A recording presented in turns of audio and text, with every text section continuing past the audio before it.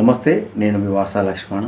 ఆంధ్రప్రదేశ్లో ఎన్నికల పోరు చాలా రసవత్తరంగా సాగుతున్నది. మన తెలంగాణలో కూడా పార్లమెంట్ ఎన్నికలు దేశం మొత్తం కూడా ఉన్నాయి. అయితే ఇప్పుడు నేను ఆంధ్రప్రదేశ్ రాజకీయాల జోలికి పోదలుచుకోలేదు, కానీ ఒక వాస్తవాన్ని నా మనసులో మాట చెప్పేందుకే మేము ముందుకు వచ్చిన మిట్లారా. నేను చెప్పింది వాస్తవమే అని మీకు అనిపిస్తే ఈ వీడియోను మరొకరు షేర్ చేసే ప్రయత్నం చేయండి. ఆంధ్రప్రదేశ్లో నాయుడు గారి గురించి చాలామంది ఎవరెవరో మాట్లాడుతున్నారు.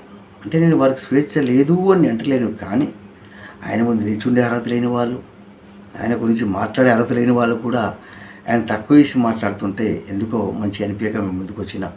ఎందుకంటే ఒకప్పుడు ఉమ్మడి ఆంధ్రప్రదేశ్లో మనకు ముఖ్యమంత్రి చేసిన నాయకుడు, రాష్ట్రాన్ని అభివృద్ధి పదం నడిపించిన నాయకుడు, మరీ ముఖ్యంగా చెప్పాలంటే బీసీలకు రాజకీయ భవిష్యత్తు ఇచ్చిన నాయకుడు, మన పద్మశాలి నాయకుడు ఎల్లరమణ గారిని అగ్రస్థానంలో నిలబెట్టిన నాయకుడు, అన్నిటికీ మించి గొప్ప విజన్ ఉన్న నాయకుడు. ఇందులో ఎలాంటి ఆప్షన్ లేదు. రెండు తెలుగు రాష్ట్రాల్లో గొప్ప విజన్ ఉన్న నాయకుడు ఎవరంటే నారా చంద్రబాబు నాయుడు గారే. ఇందులో అందరూ ఒప్పుకోవాల్సిందే. అలాంటి నాయకుడి గురించి చిల్లరగా మాట్లాడుతుంటే కొద్దిగా నా మనసులో మాట చెప్తాను కూడా మేము ముందుకు వచ్చిన మిట్లారా. అయితే చాలా చోట్లలో ఒక రాజకీయ విమర్శ నాయుడు గారిపై వస్తుంది. అదేంటంటే మామగారికి వెన్నుపోటు పొడిచిండు అని. ఆ రోజు నాయుడు గారు అలాంటి తెగింపు నిర్ణయానికి తీసుకపోకపోయింటే ఇప్పుడు తెలుగుదేశం పార్టీ ఉండేదా? మనమందరం చిన్నప్పుడు ఎన్టీ రామారావు గారిని దేవుని లెక్క కొలుతుంటేమి. మరి అలాంటి మహానుభావుడు స్థాపించిన తెలుగుదేశం పార్టీని కాపాడుకునేందుకు అలాంటి తెగింపు నిర్ణయం తీసుకున్నాడండి. ఆయన ఆ రోజు అలాంటి తెగింపు నిర్ణయం తీసుకుపోకపోయింటే లక్ష్మీ పార్వతి గారు తెలుగుదేశం పార్టీని ట్యాంగి బండి మీద పల్లి పుట్టినలు అమ్ముతారు కదండి రోడ్డు మీద, ఆ రకంగా అమ్మేస్తుండే, బర్బాద్ చేస్తుండే, పార్టీని మొత్తం భూస్థమితం చేస్తుండే. ఆయన తెగింపు నిర్ణయం తీసుకున్నాడు కాబట్టి ఇప్పటికీ తెలుగుదేశం పార్టీ ఉంది. అవునా కదా మిట్లారా నేను చెప్పేది? ఇప్పుడు నాయుడు గారు కనుక చిల్లర రాజకీయాలు చేయాలనుకుంటే, నియంత్రణ పరిపాలించాలనుకుంటే ఇప్పుడు వైఎస్ రాజశేఖర రెడ్డి గారు పాదయాత్ర చేసి ఉమ్మడి ఆంధ్రప్రదేశ్లో ఆయన నియంత్రణ వ్యవహరించి ఆయన పాదయాత్రను ఆపేసి ఉంటే ఆయన ముఖ్యమంత్రి అయ్యేవారా?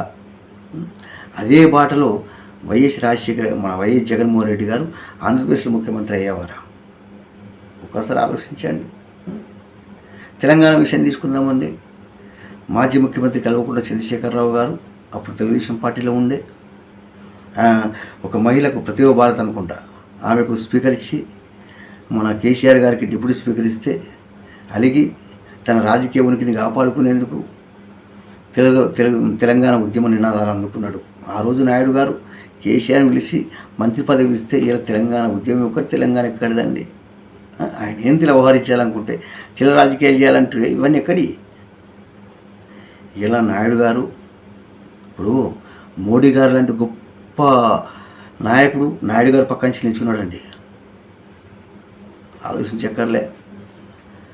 అంటే నేను ఇప్పుడు ఏమంటున్నా అంటే, నేను ఒక పార్టీకి ప్రమోట్ చేయడం లేదు, తెలుగుదేశం పార్టీకి ఓట్లు వేయమని చెప్పడం లేదు, కానీ నాయుడు గారు గొప్ప విజన్ ఉన్న నాయకుడు అండి. ఇలాంటి ఆప్షన్ లేదు. ఇలా ఒక విషయం చెప్తామండి. ఎన్నికలు రాగానే పార్టీల గెలుపు కోసం ప్రశాంత్ కిషోర్ అని వాణ్ణి విని పెట్టుకుంటారండి. కానీ నాయుడు గారికి ఏ ప్రశాంత్ కిషోర్ అవసరం లేదండి. ఆయన మేధస్సు ఏరిపోతుంది. అంత గొప్ప నాయకుడు అండి. ఐటీ రంగ అభివృద్ధి తీసుకుందాం, ప్రతిదీ. తెలంగాణ విషయం తీసుకుందామండి. కేసీఆర్, రేవంత్ రెడ్డి, శ్రీనివాస్ యాదవ్, ఎర్రబెల్లి దయాకరు, ఎల్లరమణ, గంగుల కమలాకరు, ఇట్లా సీతక్క, వీళ్ళందరికీ రాజకీయ భవిష్యత్తు ఇచ్చింది నాయుడు గారే. ఇప్పుడు ఆయన ఎక్కువ విమర్శించే రోజా కావచ్చు, నాని కావచ్చు, ఆయన లేకపోతే వాళ్ళకి రాజకీయం ఎక్కడ, రాజకీయ భవిష్యత్తు ఎక్కడండి? అవునా కాదా? నేనేమంటున్నానంటే రాజకీయాలు చేయాల్సిందే, కానీ ఒక గొప్ప నాయకత్వాన్ని మనం కోల్పోవద్దు అనేది నా ఉద్దేశం. మరి ఆంధ్రప్రదేశ్ ప్రజలు ఆలోచించండి. ఎందుకంటే ఇలా గొప్ప విజన్ నాయకుడు ఆంధ్రప్రదేశ్లో ఉండడం అనేది అది ఆంధ్రప్రదేశ్ ప్రజలు చేసుకున్నటువంటి అదృష్టంగా భావించండి. ఒకప్పుడు ఆయన దేశ రాజకీయాలు శాసించిందండి. తెలుగు వాళ్ళుగా గర్వంగా చెప్పుకున్నాం ఆయన గురించి. అలాంటి నాయకుల గురించి తక్కువ ఇష్ట మాట్లాడేటప్పుడు ఆలోచించే ప్రయత్నం చేయండి. నమస్తే.